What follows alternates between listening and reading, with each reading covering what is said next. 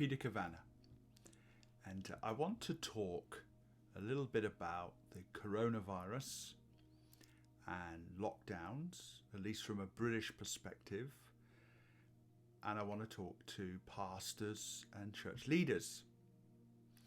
Now, if you're watching this and you're not a pastor, well, you can watch as well if you like.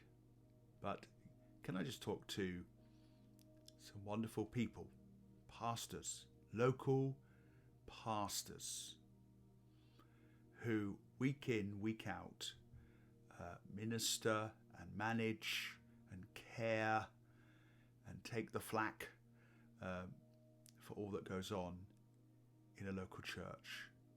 Heroes, total heroes, so many of them.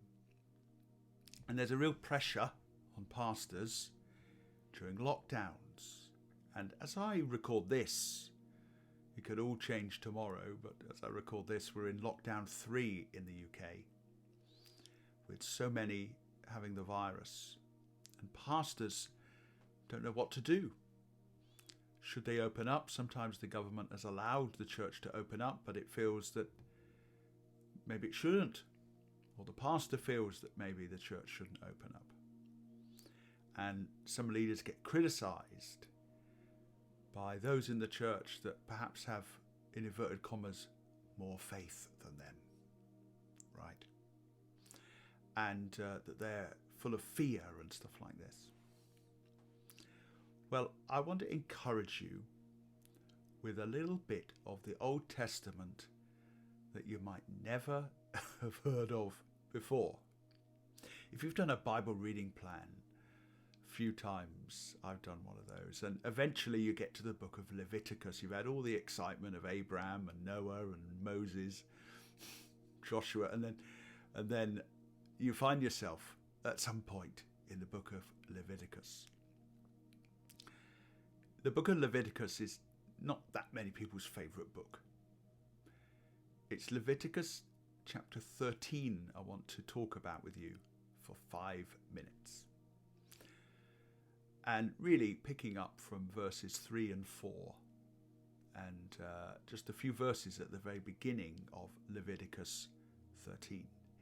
It's all about disease and how to deal with disease among the believing community. So funnily enough, it should be a very popular passage to preach from at the moment. I don't think it is, though. In Leviticus 13, I'll tell you what's in it. It's about the role of the priest in securing the health and safety of the believing community, the Israelites, God's people. And in that chapter, skin diseases, commonly referred to as leprosy, but often those issues were more than just leprosy, but diseases that could infect one another are dealt with. And what happens, if you look in verse 4 and onwards, you'll see that if someone is found to have the disease, they're given a bit of a test. You read it and you'll see. And if they're found to have the disease, then they are put in isolation. It's the first track and trace that ever existed in history, at least in biblical history.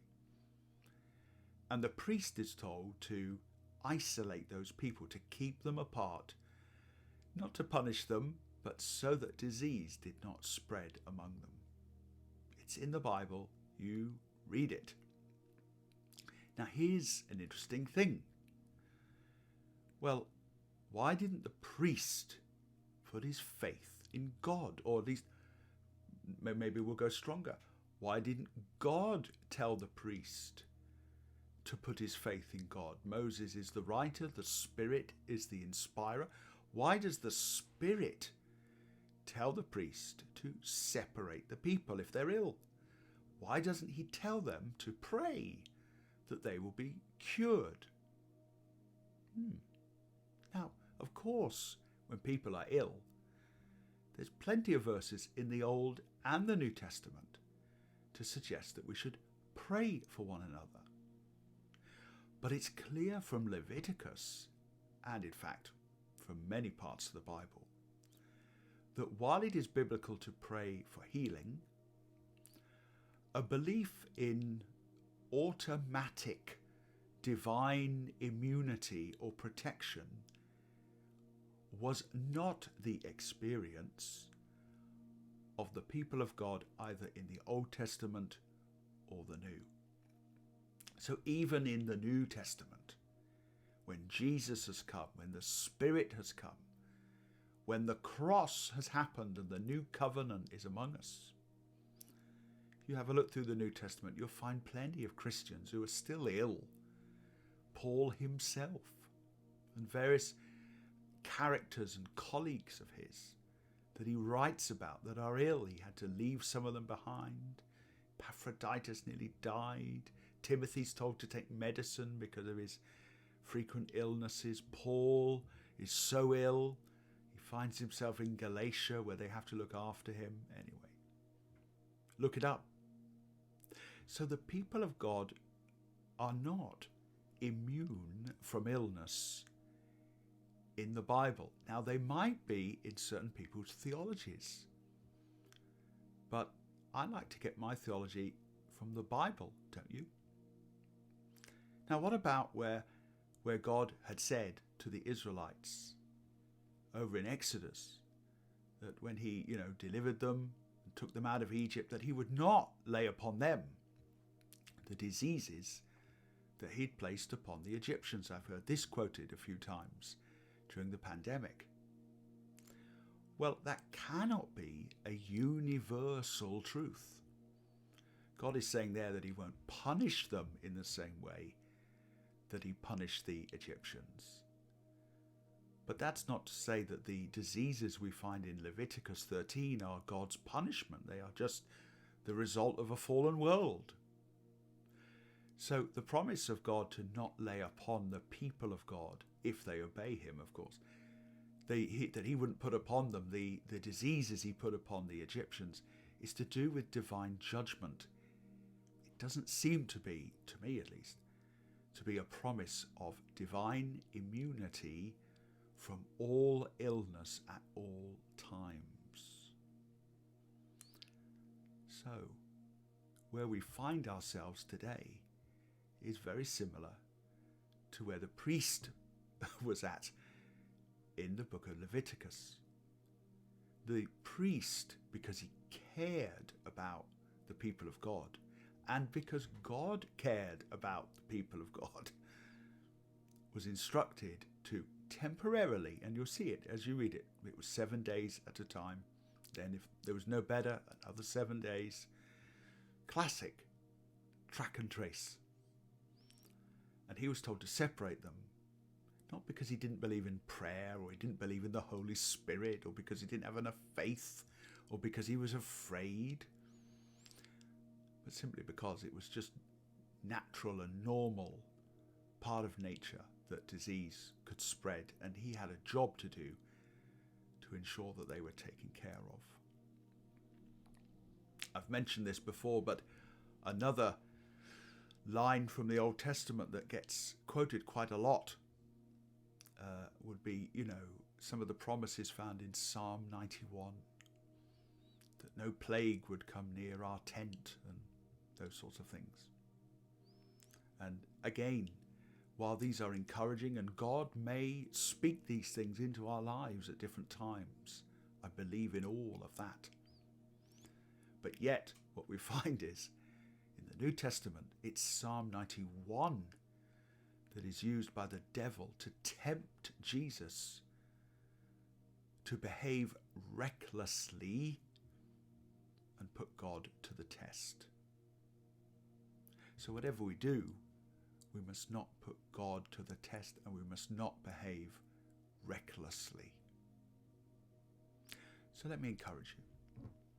If you're a pastor and you're worried because God's people are meeting together, and of course I know that when God's people meet together, it's actually very hard to keep them apart. It's quite hard to stop them singing. There's this amazing research that's been done, hasn't there, where if I meet someone in the street during the pandemic, I'm a bit nervous, but if I meet somebody I know, somehow my brain tells me, well, they're not dangerous. Well, that's ridiculous, isn't it? And so I want to encourage you, if you are a leader and you feel that bringing people together is not the right thing to do, then I want to encourage you and stand with you. Don't be dissuaded by people who accuse you of being fearful or not having faith. That's not it. We are supposed to take care of the people of God. Jesus said in that long speech in Matthew 25, when I was ill, you looked after me. So can God heal people from coronavirus? Absolutely. Can God, in answer to prayer, protect people from coronavirus? I'm sure that he certainly could do that. But I'm not sure we have a Bible verse that guarantees that, so that we could behave as though that were the case. I can't find that Bible verse at all. So, Pastor, you might have to be the priest at the minute. And you might have to keep people apart, not because you're trying to hurt them, but because you don't want them to come into harm's way. Some people might accuse me of being fearful. Well, I own up to that. I am afraid that God's people might become ill. And because of that, I want to do all I can to look after them. That's what I think. What about you?